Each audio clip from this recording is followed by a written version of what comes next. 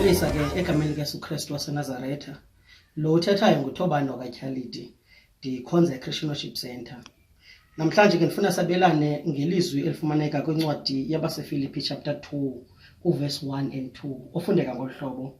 So if there is any encouragement in Christ, any comfort from love, any participation in the Spirit, any affection and sympathy, complete my joy by being of the same mind, having the same love, being in full accord and of one mind.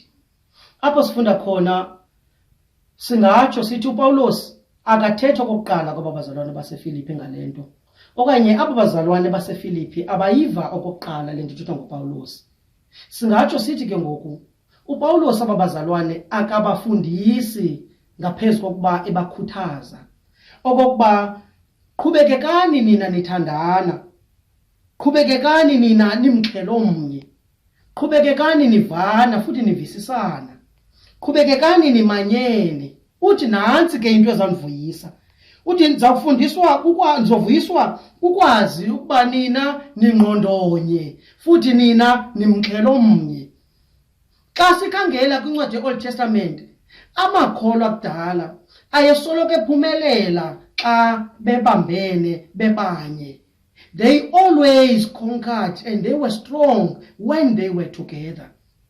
U-Amos uthi xa ithetha, can two walk together unless they agree? U-Amos 3 verse 3, impendulo esinoyithetha ithi abakwazi abantu ukuthi bahambe bobabini bengavani. UYesu benesifundo asenzayo esithi a house that is divided against itself, uthi that house cannot stand.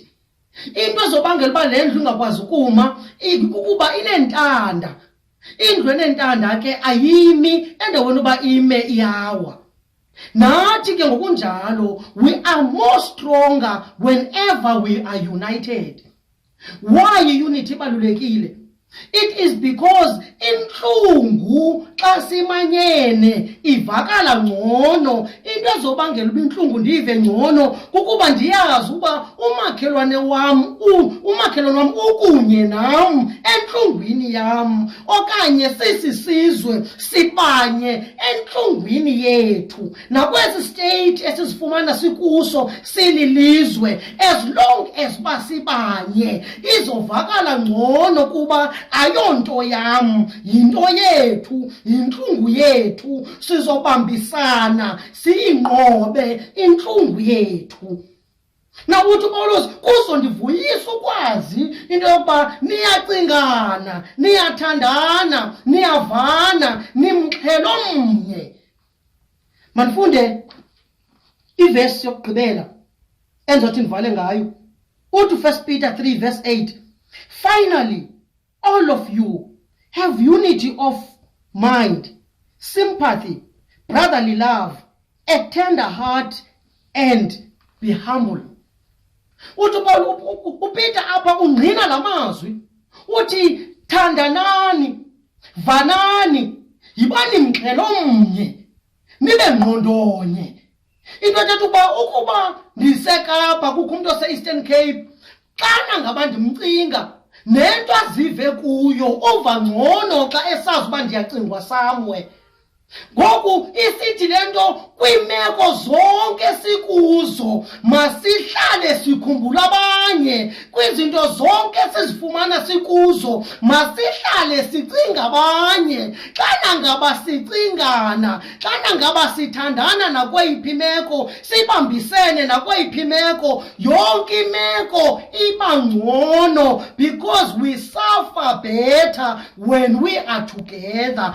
And ukuphumelela kwethu nakweyiphi na imeko kufika lula kuba sonke sibambisene, kuba sonke siyilwa sikunye. Even in this time, I will encourage into yokuba let us continue texting each other, let us continue calling one another, let us continue sikhangela uba umntu osendaweni ethile I wonder unjani kule meko, ingaba utyile na ubani, ingaba omnye uzityile ipilisi okanye yonke into esinoyicinga. Kodwa kwimeko kwiimeko ezinje masihlale sibanye, sibambisana futhi sicingana, sikhumbulana. Iyakumvuyisa uPawulos into yokuva uba abazalwane bakhe bangqondonye, bayathandana. Nakuthi ngokunjalo kuya kuba kuhle okokuba ngamaxesha onke siyacingana, ngamaxesha onke siyakhumbulana futhi siyathandana. Isizathu soba kube njalo kungokuba siyadingana. Ukuba besingadingani ebengasuwathetha la mazwi uPawulos athi be united.